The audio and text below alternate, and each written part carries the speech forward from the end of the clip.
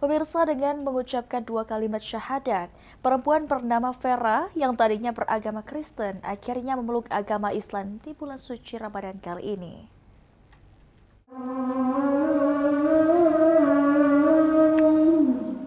Berada di kawasan Kelurahan 15 Ulu, Masjid Cengho masih menjadi pilihan warga untuk beribadah di kala bulan suci Ramadan. Selama bulan suci Ramadan, masjid yang memiliki kapasitas ribuan orang ini diisi dengan pengajian, ceramah, dan lainnya.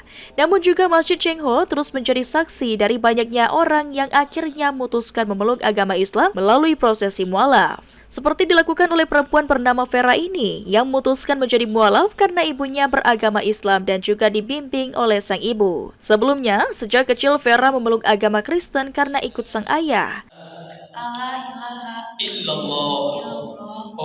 Ini tergerak untuk memeluk Islam itu apa sebelumnya? Pengen belajar agama Islam. Ada yang bimbing selama ini? Nggak ada. Ada memang. Ada sih mamaku Islam. Oke. Selanjutnya, setelah resmi menjadi mualaf, Vera bertekad untuk terus belajar menjadi seorang muslim yang benar-benar baik dan taat dengan ajaran Allah Subhanahu wa taala, khususnya berpuasa di bulan suci Ramadan. Tim Liputan, PAL TV.